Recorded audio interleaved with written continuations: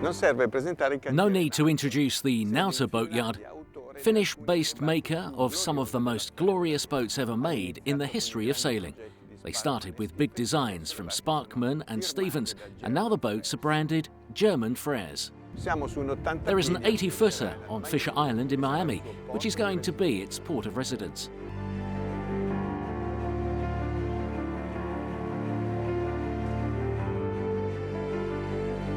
Questa barca è nata con un'intenzione particolare, essere un grande day cruiser, servire a fare le regate di club. This boat was made with a distinctive mission, to be a big day cruiser, to do club regattas and generally have fun, especially throughout the day, obviously for its dimensions. I wanted a fast cruising boat, and I wanted a boat that was well-maintained, that the construction was great, very seaworthy, and that's why, and I wanted somebody behind it. And in the case of SWAN with the service and everything, I've always loved these boats. This is actually my second one. I had the SWAN 601 for about a year, and we loved the way the boat sailed.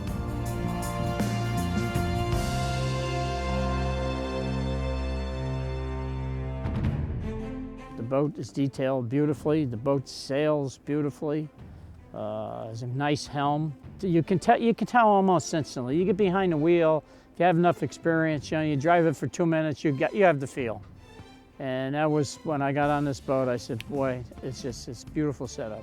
We do a lot of day sailing down here. We have, and one reason for getting this boat was a boat that could take the ocean, take the sea. We have quite a bit of wind down here. We have big sea, and I needed something that was powerful enough that I can go out and sail in that kind of weather, 20 to 30 knots.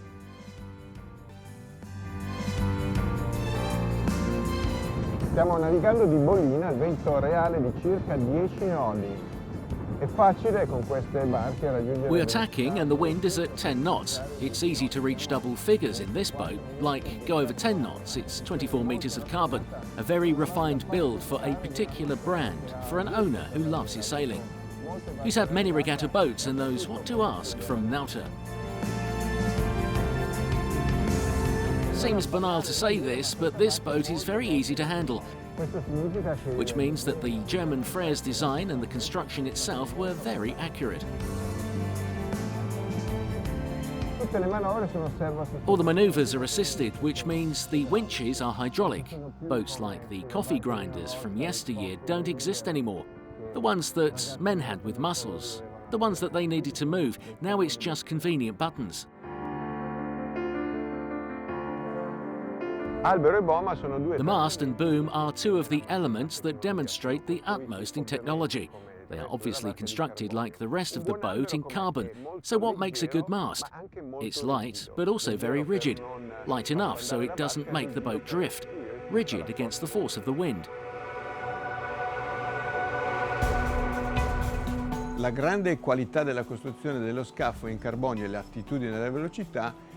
The quality of the carbon build and possibility of speed can be seen inside, where traditional Nauta woodwork fits in seamlessly, with this whole idea of lightness. Come sono distribuiti? Una cabina armatoriale. And how does it all plan out? There's the owner's cabin at the bow, two double cabins in the middle of the boat, the crew area at the stern. So, the usual for a cruiser.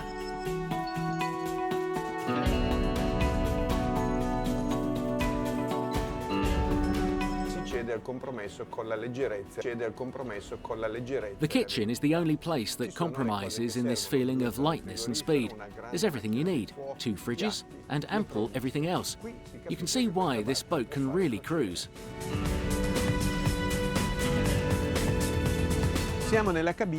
This is the owner's cabin. Full beam means that it occupies the whole length of the boat. Where at the bow, here, you don't feel the sea so much, especially when it's choppy. Obviously, there's a big bathroom and some wardrobes. Non vi spaventate se il tavolo da carteggio sembra semplice, un po' vuoto. Don't think that the map table is minimalist, a little empty. Once upon a time, on boats like this, it would have been full of instruments. Now it's all on one screen with one control where all navigation data can be found. Radar indicators can be superimposed over the map, or ship positions can be transmitted via AIS. So in short, it's all under control.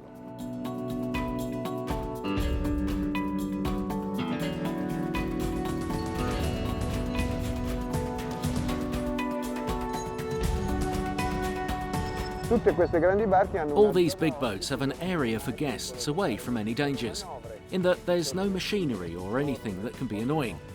At most, maybe the threat of a wave, if the sea is restless.